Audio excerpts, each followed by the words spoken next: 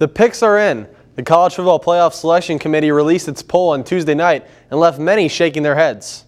The committee agreed with the coaches' poll and kept Clemson as the #1 team in the nation. But that's where the similarities stop. The Auburn Tigers jumped 4 spots to claim the #2 ranking.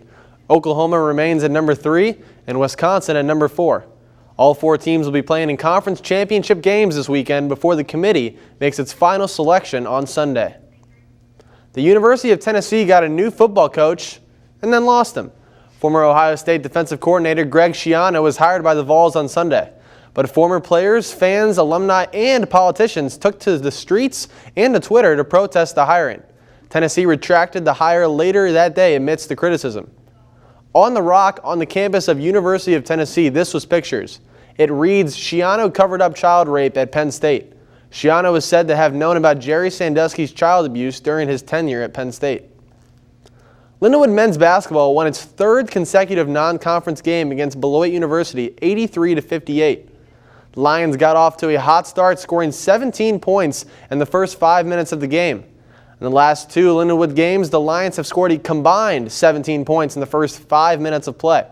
Leading the way for the Lions was guard Brad Newman. He finished with 18 points. Newman has scored in double digits in every game he's played in this year. Lindenwood had 15 steals, which ranked 4th all-time in school history.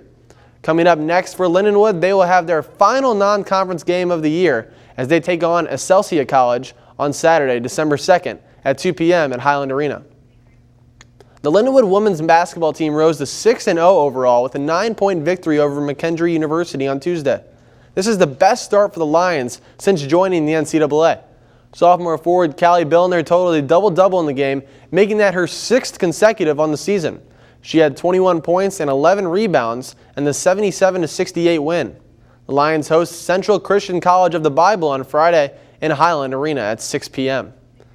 A Hall of Famer will be making his way back to the Lou.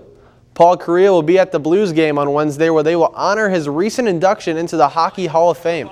Not so coincidentally, the Blues are playing the Ducks on Wednesday, a team that Paul Correa played for. Correa ended his great career with a 3-year stint with the Blues, where he racked up 36 goals and 87 points. Correa was inducted into the Hockey Hall of Fame in November alongside his longtime teammate and friend, Teemu Selanne. Number 21 is back in the lineup. Patrick Berglund will make his triumphant return Wednesday against the Anaheim Ducks. Berglund has been sidelined since he underwent surgery on his left shoulder in June. He was second in the team in goals last season with 23 and added 11 assists. Berglund is expected to start on the 3rd line Wednesday night, centering the line of Dmitry Yashkin and Sammy Blais. The Lindenwood women's ice hockey team dropped its series finale in overtime against the 6th-ranked Minnesota Golden Gophers over the weekend. Minnesota took an early 2-0 lead into the first intermission with goaltender DeBrun stopping 21 of 23 shots. Taylor Gerard got Lindenwood on the board first in the second, scoring an unassisted goal and her 7th on the season. Lindenwood would then tie the game at 2 with a goal by Sierra Paisley 4 minutes later. Both teams would tack on one more goal, sending the game to overtime. Unfortunately for the Lions, Minnesota would strike a power play goal just 50 seconds in and secure the win of 4-3. The MLS has released the finalists for its latest expansion bid. Cincinnati, Detroit, Sacramento, and Nashville are all finalists to get an MLS expansion team. St. Louis is not. St. Louis voters rejected the proposal for a soccer stadium downtown. A spokesperson for the MLS saw this as a significant setback. There is no word on when the MLS will be taking expansion bids again. LeBron James achieved another first on Tuesday night, being ejected for the first time in his career.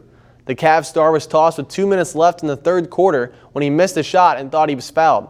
He complained and continued to yell at referee Kane Fitzgerald, who immediately teed him up and then ejected him. James told the NBA after the game, "I've never been thrown out in my life. They say there's a first time for everything." For LUTV Sports, I'm Scott Mandziara.